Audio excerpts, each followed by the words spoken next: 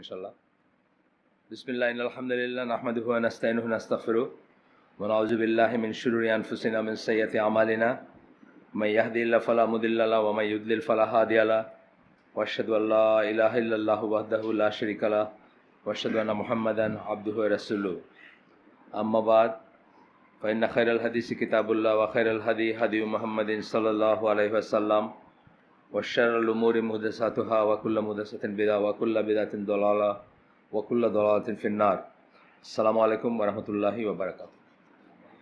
এখানে এই শেষ দুইটা ফতোয়া বাকি ছিল, একটা হচ্ছে মুহাম্মদ বিন সালেহ আল উসাইমিন আর একটা হচ্ছে আব্দুল আজিজ বিন বাজের একই এই ব্যাপারেই হাসাদ নিয়ে। প্রথমটা হচ্ছে যে এটা টপিকের হেডলাইন হচ্ছে remedy for someone whose heart is sick with হাসাদ, যার অন্তরটা হিংসার রোগে অসুস্থ, তার রেমেডি কি। তো কোয়েশ্চেনটা হচ্ছে এরকম, a person's heart is sick with হাসাদ, হোয়াট ইজ দ্য কিওর। এরকম প্রশ্ন সাধারণত মানুষ নিজের ব্যাপারেই করে, যারা নিজেকে নিয়ে ভয় করে তারাই করে। যে যদিও বলতেছে person's heart is sick with হাসাদ, এটাই আরেকজনের হার্ট বা অন্তর হাসাদ দিয়ে অসুস্থ, এটা সে জানবে কেমনে? তার মানে আসলে নিজের কথাটাই বলতেছে, যে প্রশ্ন করতেছে সে। উত্তর হচ্ছে হাসাদ হচ্ছে একটা ক্রনিক ডিজিজ বলতেছেন। ক্রনিক কাকে বলে? অ্যাকিউট আর ক্রনিক তফাৎ জানেন? ডাক্তার আছেন নাকি কেউ এখানে? অ্যাকিউট শুনলে আমাদের মনে হয় যে খুব ভয়ঙ্কর কিছু, তাই না? কিন্তু আসলে ক্রনিকটা বেশি ভয়ঙ্কর। অ্যাকিউট হচ্ছে যে নতুন যে জিনিসটা হয়, অ্যাকিউট ডিসেন্ট্রি, মানে আপনার আমাশয় হয়েছে, আপনি দৌড়াইতেছেন, টয়লেটে যাচ্ছেন বা শেষ, ওষুধ খেলেন শেষ। আর ক্রনিক হচ্ছে ডিসেন্ট্রি হইতে হইতে এটা আপনার পার্ট অফ লাইফ হয়ে গেছে। এখন আর আপনাকে কিন্তু আপনি অত আপসেট হন না, বা আপনার রুটিন আপসেট হয় না, কিন্তু আপনার কিন্তু অসুখটা যায় না, অসুখটা বসে গেছে আপনার ভিতরে। তো এখানে বলতেছেন যে ক্রনিক ডিজিজ বলতেছেন, স্থায়ী disease that emanates from a wicked soul that doesn't want good for the sake of good. এটা একটা খারাপ দুষ্ট অন্তর আত্মার থেকে, যেটা বা দুষ্ট হৃদয় থেকে যেটা উৎপত্তি হয়, যা ভালোর জন্য ভালো চায় না। এখানে একটা ছোট্ট পজ নেই, ভালোর জন্য ভালো আসলে কেউ চায় না, মানে মহামানবরা ছাড়া ভালোর জন্য ভালো কেউ চায় না। ভালোর জন্য মানে ফ্রেঞ্চ রেভলিউশন নাম শুনছেন সবাই নিশ্চয়ই, না? ফরাসি বিপ্লব, যেটার পরে আর কি ইউরোপ থেকে ঈশ্বরকে খেদায় দেওয়া হয়েছে বলতে পারেন, মানে ঈশ্বরের আর ধার ধারে না মানুষে, তাদের ঈশ্বর যেটা। এই ফ্রেঞ্চ রেভলিউশনে হোতা যারা ছিলেন, ভোল্টার এবং রুশো মেইনলি নাম আসে, দুইটা নাম আসে সবসময়। তারা বলছিলেন যে মানবতা এমন হবে যে goodness for the sake of goodness, মানে মানুষ ভালোর জন্য ভালো হবে। কিন্তু আমরা দেখি ভালোর জন্য ভালো মানুষ হয় নাই, তাহলে পৃথিবীতে এই অবস্থাগুলো থাকতো না, তাই না?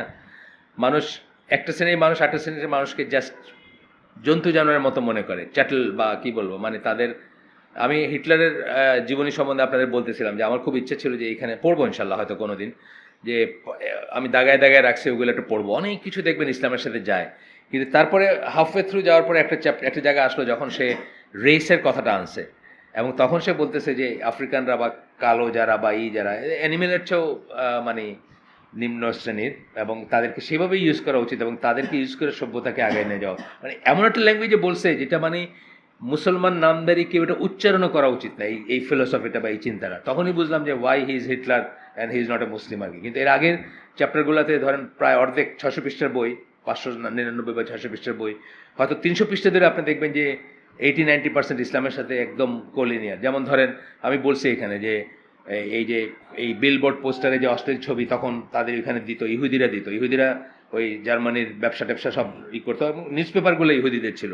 তখনকার মিডিয়া যেটা আর কি, বুঝছেন? এখনকার মিডিয়া যেরকম তাদের, ওয়ালাইকুম সালাম, তখনকার মিডিয়া তাদের।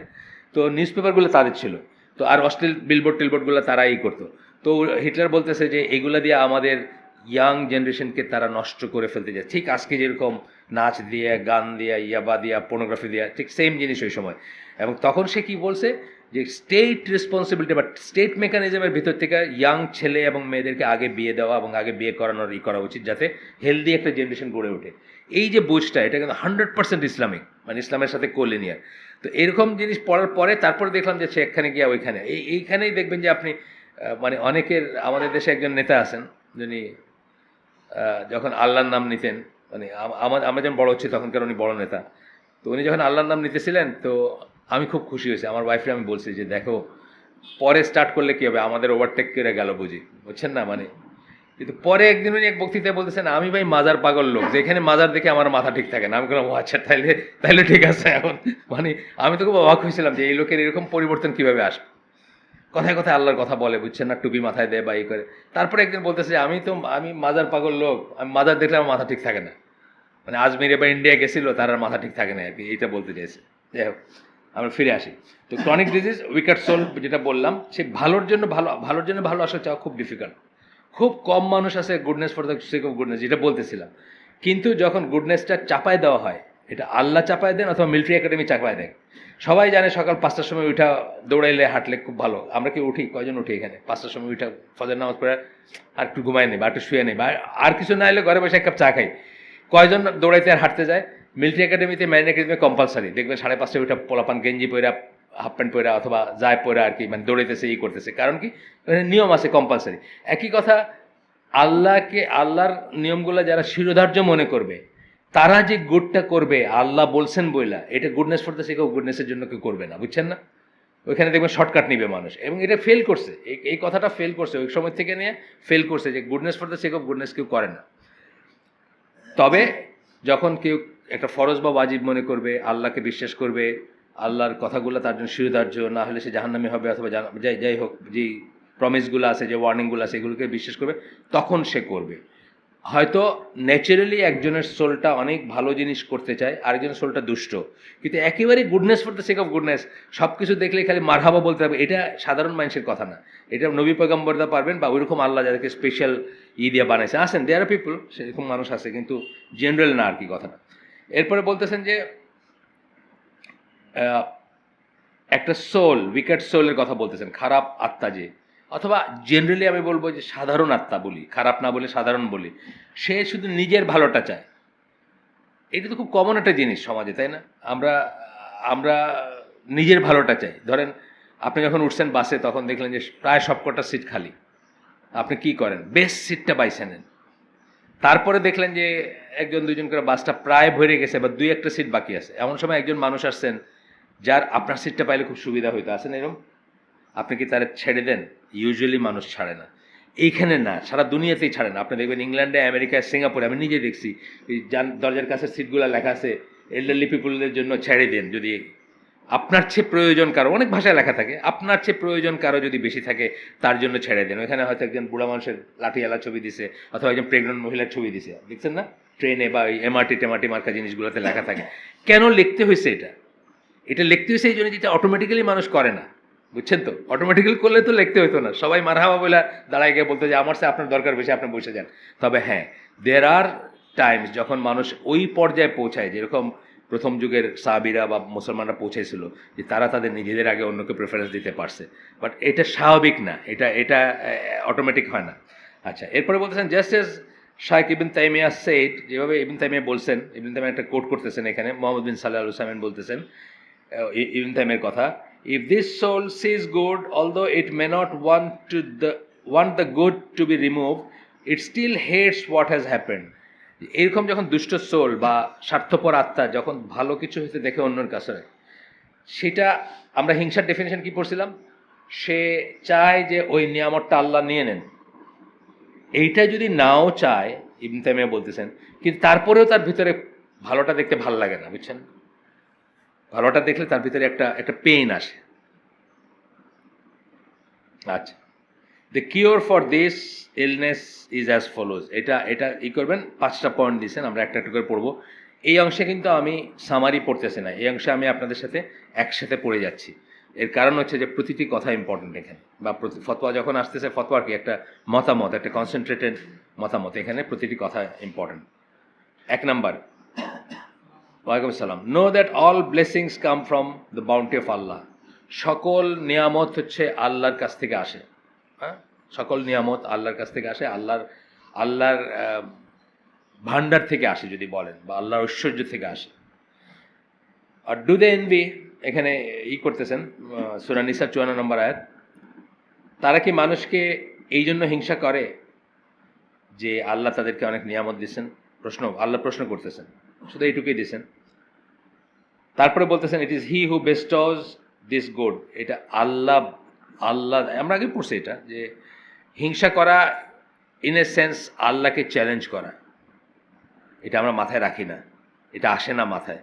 হিংসা করা মানে হচ্ছে আল্লাহকে চ্যালেঞ্জ করা। আল্লাহ কেন তাকে এটা দিলেন? আল্লাহ একটা ডিসিশনকে চ্যালেঞ্জ করা, আল্লাহ একটা নির্ধারণকে চ্যালেঞ্জ করা, আল্লাহ একটা কদরকে চ্যালেঞ্জ করা, যে যে কদর মানে অর্ডেন করছেন যেটা, সেটাকে। তারপরে বলতেছেন it is he who bestows this good, বললেন আবার envy includes being displeased with Allah's decree. এই যে আবার বলতেছে মানে আপনি যে রাগ হয়ে গেলেন, সরি রাগ না, হিংসা, এনভি, হিংসা যে হইলেন আপনি, সেটা কিন্তু আপনি আল্লাহর এই ডিক্রিটা, আল্লাহ যে নির্ধারণটা, এটা নিয়ে আপনি অসন্তুষ্ট। অত্যন্ত বড় একটা বেয়াদবি কিন্তু।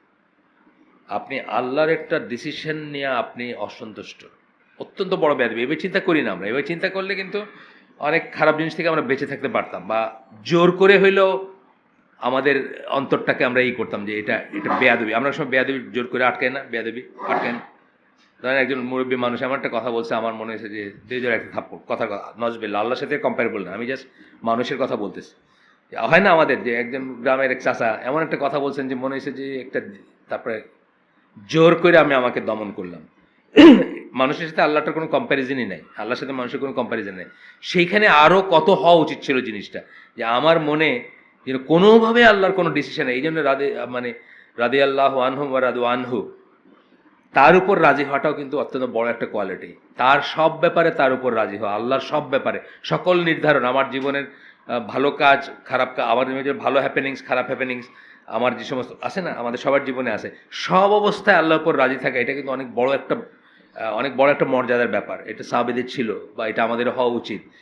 অন্তত আমরা যে চিন্তা করি যে আসলে কি করতেছি, তখন হয়তো এটা আসতে পারে। তারপর বলতেছেন once a believer becomes aware of this, he or she is able to hold back the temperament, যেটা আমি বললাম আর কি। একবার যখন এটা বুঝবেন যে এটার মানে হচ্ছে আল্লাহর ব্যাপারে আমি অসন্তুষ্টি দেখাচ্ছি, তখন কিন্তু সে নিজেকে কন্ট্রোল করতে পারবে। যেভাবে আমরা বিদাত সম্বন্ধে বলতে গিয়ে অনেক সময় বলি যে বিদাতকে আমরা জাস্ট একটা এক্সট্রা করা বা একটা এক্সট্রা ভালো কাজ করার চেষ্টা, এইভাবে ডিফাইন করে কিন্তু অনেক সময় বিদাতকে আটকাইতে পারি না। এই ফ্যানটা আমার দরকার নেই, আপনি অন্য একটা ফ্যান চালাই দেন। আমি গোসল করে আসতে, আমার মাথা ভিজা এখন। ভালো আছে, শরীরটা ভালো আছে, আরটা দরকার হলে চালাই দেন, বাট এইটা চালান না। আমি আসলে গোসল করে আসতে, আমার মাথাটা ভিজা এখন। সেই সবাই আসছেন হয়তো গোসল করে, আমার মাথা ভালো করে শুকায়নি, তো তাতে ঠান্ডা লেগে যায় অনেক সময়। আচ্ছা, এরপরে বলতেছেন 2 নম্বর পয়েন্ট, যে যেটা বেদাতের বেলা বলতেছিলাম, শুরু করছিলাম আমি, যে বেদাতকে আমরা কীভাবে চোখে দেখি। যে কারো জিজ্ঞেস করলে বলবে যে এমন কোনো ভালো কাজ করার চেষ্টা, বা আল্লাহর নৈকট্য লাভ করা এমন কোনো চেষ্টা, যেটা 5টা জায়গায় আমরা বলি পাইতে হবে, কোনো ভালো মানে ইবাদত মনে করে কিছু করা, সেই 5টা জায়গায় কোনো দলিল নেই, এরকম কিছু করা, এইভাবে আমরা ডিফাইন করি। এবং আমরা এটাকে জানি, গর্হিত জানি, তারপরে কিন্তু অত গর্হিত মনে করি না, মনে করি আচ্ছা ঠিক আছে। কিন্তু যখন এটা চিন্তা করবেন যে বিদাতের একটা ইমপ্লিকেশন হচ্ছে, আল্লাহ বলছেন, রসুল বলছেন, দুটো আলাদা আলাদা এসে বলছেন। আল্লাহ সূরা মায়েদার 3 নম্বর আয়াতে বলছেন যে কমপ্লিট করে দিয়েছেন আপনার দিনকে আপনার জন্য।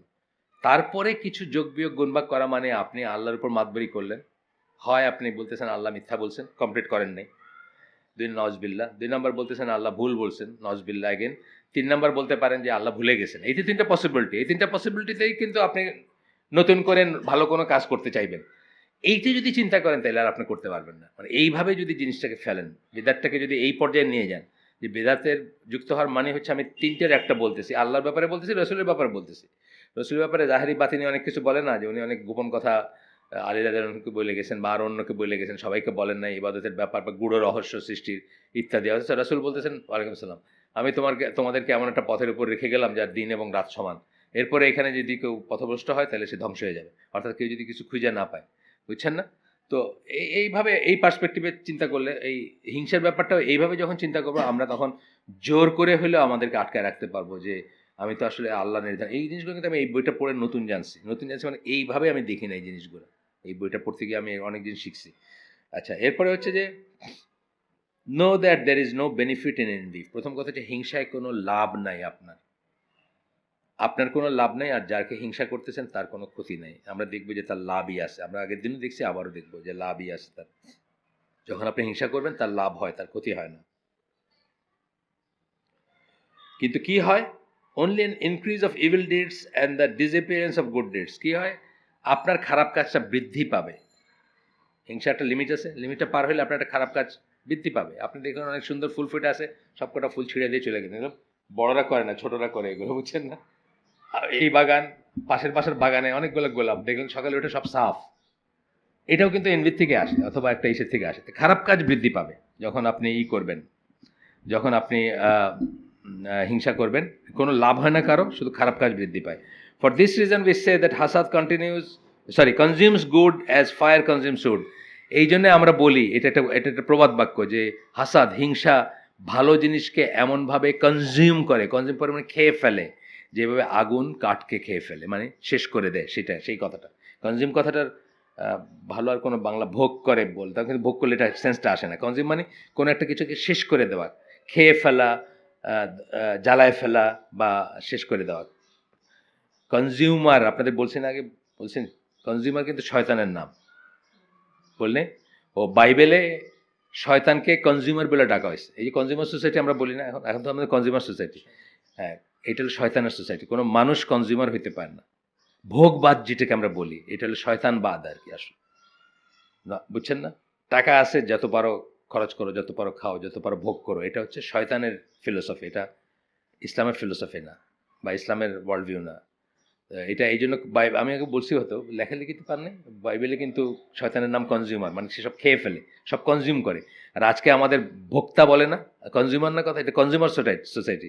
আপনি গেলে দেখেন, একটা জিনিস কিনতে ঢুকলেন, 10টা জিনিস নিয়ে বাইরে আসলেন, এখানে রাখছে চকমকা, এখানে রাখছে, একদম লাস্টে বাইরের মুখে আবার ডিপার্টমেন্টাল সবগুলোতে বাইরের মুখে আবার এমন জিনিস রাখছে যেটা আপনি সাধারণভাবে কিনতেন না হয়তো, কিন্তু একদম জাস্ট সামনের ট্রেটাতে রাখছে, যাতে বাইরের সময় ওই পয়সা দিতে দিতে আপনার যাতে 2-4টা জিনিস উঠাইতে পারেন। এইগুলোর কনজিউমার সোসাইটির লক্ষণ। আর ইসের লক্ষণ কি, মুসলিম সোসাইটির লক্ষণ কি? নদীর থেকে অজু করলেও হিসাব করে পানি খরচ করতে হবে, এটা হলো মুসলিম সোসাইটির লক্ষণ। আসে দেখেই খাওয়ার না। ওমর রাদিয়াল্লাহু আনহু, যে আমি বলি যে মিটলেস ডে, এটা তো উনি প্রচলন করছেন। যখন মদিনার মানুষের একটু পয়সা হইলো, তারা তো গোস্ত খাইতেন ওয়ান্স ইন এ ওয়াইল, কেউ জবাই করলো, বাঘ হইলো বা দিল, এইভাবে খাইতেন। মিট, ওই সময় তার বুচারি ছিল না, মানে এই যে ছিল না, কি বলে, কসাই ঘর ছিল না বা কসাই খানা ছিল না। ইভেন আমার জন্মের পরে আমি আমার নানির বাড়ির দেশে দেখছি যে গরুর মাংস খাইতো বা গরু গোস্ত খাইতো once in a month, or once in 15 days বা ওয়ান্স ইন এ উইক। সারা গ্রামের মানুষ অথবা কয়েকজন মানুষ মিলে একটা গরু জবাই করলো, করে ওটাকে ভাগা করলো, এত টাকা করে ভাগা নিলে খাইলো, ব্যাস শেষ। কসাই ঘর বলতে কিছু ছিল না। তো ওমর রাদিয়াল্লাহু আনহু যখন দেখলেন যে মুসলিমরা এভরিডে মিট খাচ্ছে, তখন কিন্তু উনি মিটলেস ডে প্রবর্তন করেন, এবং এভরি অল্টারনেট ডে করছিলেন, যে একদিন খাইলে 8 দিন, মানে আজকে এইবার হইলে পরের দিন আর খাওয়া যাবে না, বা পরের দিন আর জবাই করা যাবে না, বুঝছেন তো, মানে যাতে কনজামশনটা কমে যায়। এইটা হচ্ছে ইসলামী ওয়ার্ল্ড ভিউ। আর ওদের ওয়ার্ল্ড ভিউ তো বললামই, শয়তানের ওয়ার্ল্ড ভিউ। যাই হোক, এরপরে 3 নাম্বার হচ্ছে নো দ্যাট হাসাদ only increases grief and worry. খালি দুঃখই বাড়ায় আর দুশ্চিন্তা বাড়ায়। দুঃখ কার? যার হিংসাটা হচ্ছে তার, দুশ্চিন্তাও তার, এবং সে কম্পিটিশন করে। আমাদের এক স্যার ছিল আমাদের স্কুলে, উনি তো মানে টিচার মানুষ, উনি বিয়ে করছেন যে মহিলাকে, তার বোনের জামাই হলো কন্ট্রাক্টর। এখন উনি, ওই কন্ট্রাক্টর তো অনেক পয়সা, ওর সাথে কম্পিটিশন দিয়ে করতে গিয়ে উনি ধ্বংস হয়ে গেলেন। কী সেন্সে ধ্বংস হলেন? তখন পাকিস্তানে আমলে ওই কাবলিওয়ালারা ছিল, ওই যে আপনার আফগানিস্তান থেকে, ওই কাবুল থেকে আসতো, ওরা সুদে পয়সা দিত, বুঝছেন? পাগড়িওয়ালা মানুষ, একেবারে রসুলের সুন্নার উপর মনে হবে, কিন্তু সুদের কারবার ছিল মেন কারবার তাদের। তো সুদে পয়সা দিত, এবং মাসে এসে তাগদা দিত যে ওই সুদটা চায়, সে আসলটা চায় না আর কি, কারণ আসল তো থাকলে লাভ তার। তো স্কুল পর্যন্ত চলে আসতো, এবং আমরা বুঝতাম এটা, যে স্যারকে খুঁজতেছে, বুঝছেন না? এটা কেন হয়েছে তার পিছনে? এটা কম্পিটিশন আসছে না, তার কম্পিটিশনটার রুটটা কি? আসলে হিংসা, কিন্তু তাই না? রুটটা হচ্ছে হিংসা। ওর আছে, আমার নাই কেন? বা ও কন্ট্রাক্টর, ওর বউরে কত কিছু দিতে পারে, আমি আমার বউরে দিতে পারি না। অথবা বউয়ে হয়তো কথা শোনায় যে তুমি কই বিয়া হইলো। এই খুব কমন জিনিস কিন্তু এগুলো, বা গ্রাম বাংলার জিনিস এগুলো, বা মানে মানে গণসাধারণের জিনিস এগুলো। কারে বিয়া করলাম, মানে আমার বোনের এটা, বা আমার কম্পেয়ার করে না, মানুষ কম্পেয়ার করতে শুরু করে। এই কম্পেয়ার করার কারণই কি? হিংসা। কিন্তু হিংসা নাহলে কিন্তু আপনি ওর সাথে কম্পেয়ার করতেন না। কম্পেয়ার করার কারণ বা এই রিসেন্টমেন্ট বা ওয়ারিজ, এই পিছনে কিন্তু ব্যাপারটা হচ্ছে হিংসা। এটাই বলতেছেন যে নো দ্যাট হাসাদ only increases grief and worry. দুঃখ এবং দুর্ভাবনা, কি করে ভাইরাস সমান হব, কি করে আরো পয়সা এই করে, বুঝছেন না? এটা the envious persons misery increases whenever Allah increases his servants blessing. আর যে হিংসুক, তার দুরবস্থাটা বা কষ্টটা আরো বাড়ে যখনই অন্য পক্ষকে আল্লাহ কিছু দিচ্ছেন আর কি, বুঝছেন না? মানে অথচ এটার সাথে কোনো সম্পর্ক থাকার কথা ছিল না। এটা রিমোট কন্ট্রোল ব্যাপার হয়ে গেল না, যে মানে ওইখানে তারে দিলেন, আমার এখানে ভিতরটা জ্বলে যেতেছে, মানে অটোমেটিক শাস্তি আর কি, বুঝছেন তো? মানে আল্লাহ জন্য দিলে আমার এখানে এই হইতেছে, অথচ এটা কোনো রিলেশন থাকার কথা ছিল না, একটা রিমোট কন্ট্রোল ব্যাপার হয়ে গেল যে আমার ভিতরে আছে। এরপরে বলতেছেন, নো দ্যাট হাসাদ does not prevent Allah's bounty. আপনি হিংসা করে কাউকে ছোট করতে, ক্ষতি করতে পারবেন না, এবং আল্লাহ যা দেওয়ার সেটাকে আপনার স্টপ করাইতে পারবেন না। আপনার হিংসার জন্য আল্লাহ মানে তাকে তার কিছু নিয়ে নেবেন, বা আপনাকে সুখী করতে গিয়ে তারে কম দিবেন, এটা হবে না, এটা হয় নাই, হবে না। From reaching the one who is envied, মানে তার কাছে পৌঁছানোর থেকে আপনি আটকাইতে পারবেন না, আল্লাহর যেটা দেওয়ার সেটাকে আটকাইতে পারবেন না। Consequently there is no benefit for the envious person, আর আপনার তো কোনো বেনিফিট নাই সেটাতে। লাস্ট পয়েন্ট বলতেছেন, know that whenever a person occupies themselves, এখানে একটু গ্রামাটিক্যাল মিস্টেক আমার ধারণা, যাই হোক, উইথ এনভিং সামওয়ান এলস, এগুলো বইগুলো খুব ভালো, মানে ট্রান্সলেশন বা প্রিন্টিং খুব ভালো জায়গায় না, অরিজিনাল লিটারেচারটা ভালো। আচ্ছা, the envious person is diverted away from their own innate good nature. যখন আপনাকে হিংসায় ধরবে, হিংসা কাজ করবে, মানে আপনার ভিতরে হিংসা আসবে, তখন আপনাকে আল্লাহ একটা ফিতরের উপর, মানে মানবিক কিছু গুণ দিয়ে সৃষ্টি করছেন না, ওই গুণগুলোর থেকে আপনি সরে যাবেন, ওগুলোর থেকে আপনি সরে যাবেন। You will find this envious person tracking the news, wealth or children of the one they envy. দেখবেন যে নিজের হিসাব না নিয়ে সে হিসাব নিতেছে ওই লোকের স্যালারি কত, ওই লোকের বাচ্চা কাচ্চা কটা আছে, ওই লোকের কোথায় জমি জমা আছে। ওই সময়টা যদি সে নিজে কোনো ইবাদতে খরচ করতো বা নিজের কিছুর জন্য খরচ করতো, তাহলে একটা লাভ হইতো। আপনি দেখবেন গ্রামে খুব দেখা যায় না, কিছু মানুষ আছে সারা দুনিয়ার খবর রেখা বাড়াইতেছে, বুঝছেন না? তাহলে আপনি জিজ্ঞেস করেন গ্রামে নাই মা, সারা দুনিয়া মানে কার কি হয়েছে সব বলে দেবে একবারে। এটা কিন্তু আউট অফ এই জিনিস আসে, কিছুটা আসে ইসের থেকে, মানে কাজ কাম নাই, বুঝা চায়ের দোকানে আড্ডা, আর অনেকটুকু আসে এটার থেকে, কিন্তু এই যে এই ব্যাপার থেকে। তো বলতেছেন যে আপনি দেখবেন যে সে ট্র্যাক করতেছে news, wealth and children of the one, বা যাকে সে এনভি করে, দে NV. With some thought and consideration, you will find others ways and means to focus on that which will free you from hasad. একটু যদি আপনি বসে চিন্তা করেন, তাহলে আপনি এমন সব চিন্তার খোরাক পাবেন যা আপনাকে হিংসার থেকে মুক্ত করবে। এবং আমরা এটার যেটুকু লাস্ট কয়েকদিনে শিখলাম, আমি তো মনে করি সাথে সাথে মনে আসার মাত্রই সেটাকে করা উচিত, অ্যাপিজ করা উচিত বা ঠান্ডা করা উচিত, এবং এলাজ হিসাবে বা ট্রিটমেন্ট হিসাবে ওই লোকের জন্য দোয়া করা উচিত। এমনকি যদি আপনার মন নাও চায়, তথাপি দোয়া করা উচিত, এবং সেটাতে বেনিফিট আছে আমরা দেখছি। এটা গেল এই মোহাম্মদ বিন সালেহ হুসাইমেনের যে অংশটা ছিল, এটা হচ্ছে আব্দুল আজিজ বিন বাজের একটা ফতোয়া। Are the jinn able to afflict a person with the evil eye, জিনের কি নজর লাগে নাকি? জিনের নজর লাগে নাকি মানুষের উপর? ইয়েস, লাগে। এটার একটা একটা আমার মাথায় প্রথম আসে যে টয়লেটে ঢোকার সময় যদি বিসমিল্লাহ বলে, আর বাকি দোয়াটা তো আসে, বিসমিল্লাহ বলে ঢুকলে জিনরা আর আপনাকে দেখতে পায় না, আপনার নেকেড শরীরটা দেখতে পায় না, বুঝছেন? এটা একটা সর্ট অফ প্রোটেকশন। কিন্তু বাকি দোয়াটা তো আসেই, বাকি দোয়াটা হচ্ছে হার্ম থেকে, আর এটা হচ্ছে সে দেখবে না আপনাকে, দুটো কিন্তু আলাদা জিনিস একটু। আচ্ছা, এখানে বলতেছেন, is it true that jinn are able to afflict human being with the evil eye, জিনরাও মানুষকে নজর দিতে পারে, এটা কি সত্যি? If so, does the wounded person begin cleansing the place he believes the jinn have not soiled with rubbish or garbage? যদি সেটা হয়, তাহলে কি যে জায়গাটাতে সে মনে করতেছে যে এখনো মানে জিনরা নষ্ট করে নাই বা এই করে নাই, সেটাকে কি প্রোটেকশনের জন্য কিছু করবে নাকি? সোজা কথা, cleansing the places he believes the jinn have not soiled with rubbish and or garbage. The benefit being the person's cleansing of these areas wash away effects of evil eye. মানে এই জায়গাগুলোকে সাফ করার কারণ হচ্ছে, যে কারণে করবে, মানে যিনি প্রশ্ন করতেছেন এখনো, যে এখানে জিনের আসর আসবে না বা জিনের নজর পড়বে না, সেই জন্য। উনি বলতেছেন, আব্দুল আজিজ বিন বাজের আনসারটা শুনি আমরা। বিসমিল্লাহির রহমানির রহিম। বিসমিল্লাহ ওয়াল হামদুলিল্লাহ।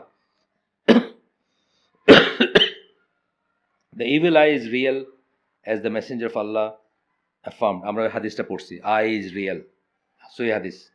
তার মানে নজর যে রিয়েল, নজরের রিয়েলিটি সম্বন্ধে আমরা পড়ছি হাদিসটা। তারপরে বলতেছেন কি, it can befall someone at the doing of a jinn or human being. এই ইভিল আই জিন বা মানুষ দুজনের তরফ থেকে হইতে পারে, অর্থাৎ নজর লাগতে পারে দুজনেরই। তাহলে প্রথম প্রশ্নটার উত্তর পাই গেলাম আমরা।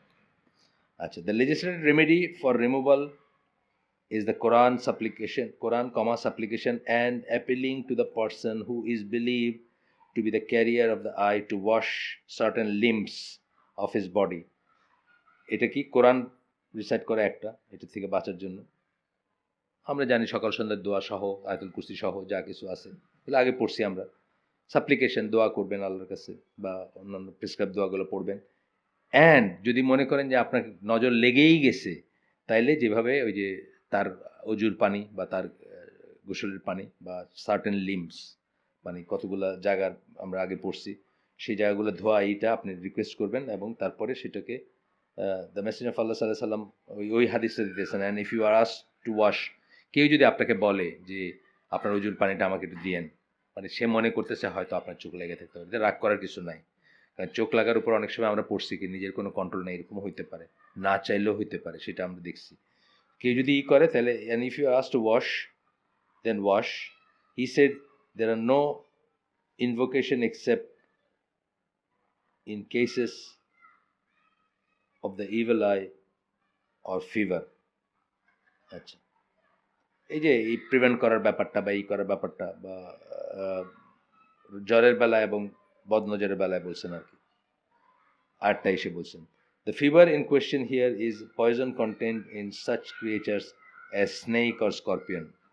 এগুলোর জন্য রুকিয়া আছে, বা আছে আপনার দোয়া আছে, ইনভোকেশন আছে, যেটা দিয়ে সাপ অথবা বিচ্ছু কামড়াইলে, আমরা তো ওই গল্পটা জানি, এই যে সূরা ফাতিহা পড়ে রুকিয়া করছিলেন সাহাবীরা। আর বলতেছেন যে ইসের জন্য, নজরের জন্য, একটা হাদিসে বলছেন আর। As for cleaning the earth and using urine as remedies for evil eye, these are not permissible. আরেকটা ফতোয়া আপনাকে বলছিলাম না, যে আমাদের গ্রুপেই বোধহয় এই করছিলাম, যে রুকিয়া করে বলছেন যে পানি ছিটায় দিতে ঘরে। আসিম আল হাকিম আনসার করছেন, উনি বলছেন যে পানি ছিটানোর অংশটা নাই, বাকিটা আছে, বুঝছেন না? এখানে যেটা বলতেছেন যে কোনো একটা স্পেসকে ক্লিন করবেন কিছু দিয়ে বা ই করবেন, এটার কোনো, এটা পারমিসিবল না, মানে এটা দলিল নেই আর কি। তা আমরা বইটা শেষ করলাম, লং অ্যাওয়েটেড বই। সুবহানাকা আল্লাহুম্মা বিহামদিকা আশহাদু আল্লা ইলাহা ইল্লা আনতা আস্তাগফিরুকা ওয়া আতুবু ইলাইক। আমরা যা শুনলাম তার ভিতরে ভালো কিছু শুনে থাকলে সমস্ত প্রশংসা আল্লাহর, আর খারাপ কিছু শুনে থাকলে সমস্ত ব্যর্থতা আমার, এবং সেটা শয়তানের তরফ থেকে। আল্লাহ আমাদেরকে বোঝার তৌফিক দেন এবং আমল করার তৌফিক দেন। আসসালামু আলাইকুম ওয়া রাহমাতুল্লাহি ওয়া বারাকাতুহু।